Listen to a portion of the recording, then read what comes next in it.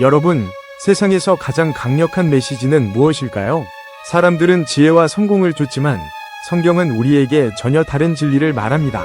오늘 우리는 고린도 전서 1장 18절에서 31절 말씀을 통해 세상의 지혜를 뛰어넘는 하나님의 놀라운 능력을 발견할 것입니다.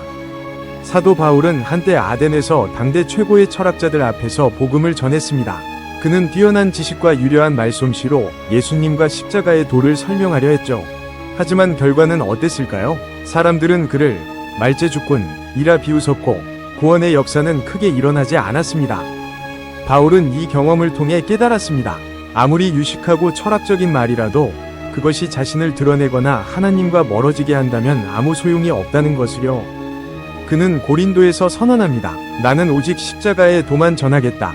가장 지혜로운 것은 성령님의 역사와 진정성 있는 십자가의 복음임을 깨달은 것이죠.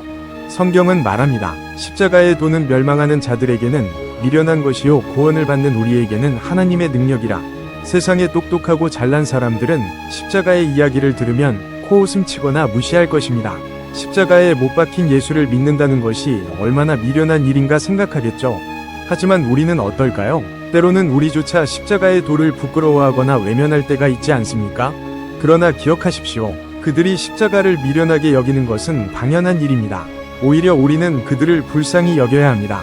왜냐하면 이 십자가의 도야말로 우리에게 주어진 가장 위대한 능력이기 때문입니다. 우리는 과학이 발달하고 우주를 왕복하는 시대에 살고 있습니다. 인간은 스스로 지혜롭고 총명하다고 자부하죠.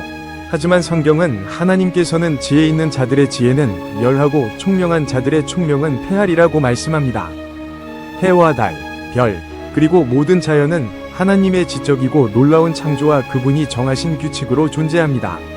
인간은 쌀 한 톨도 창조할 수 없으며 죽음 앞에서, 질병 앞에서, 죄 앞에서 아무것도 할 수 없습니다. 세상의 명성과 부도 죽음 앞에서는 무의미합니다. 인간의 지혜와 총명은 하나님 앞에서는 아무것도 아니라는 것을 깨달아야 합니다. 그렇다면 우리는 어떻게 사람들을 구원할 수 있을까요? 예수님의 동정녀 탄생, 십자가 죽음, 부활을 어떻게 세상 사람들에게 이해시킬 수 있을까요?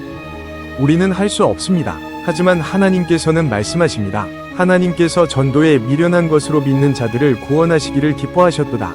전도는 우리가 논리적으로 설득하고 이해시키는 것이 아닙니다. 그것은 십자가에 관한 말씀, 즉 예수 그리스도의 복음을 선포하는 것입니다.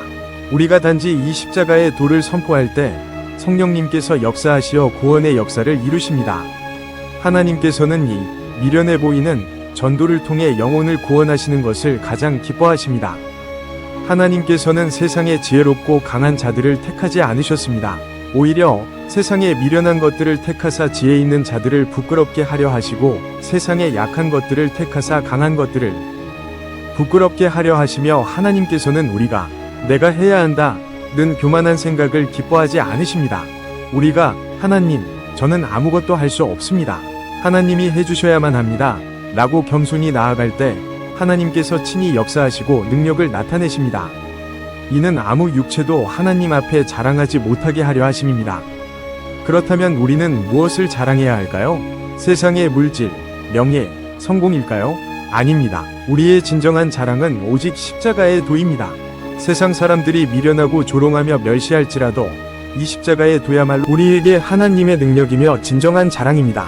예수 그리스도께서 십자가에 못 박혀 죽으심으로 우리에게 구원과 거룩함이 되어 주셨음을 감사합시다. 그리고 이 십자가의 도를 담대히 선포함으로 하나님의 놀라운 역사가 우리의 삶 가운데 충만히 흘러넘치는 지혜로운 자들이 되기를 간절히 바랍니다. 감사합니다.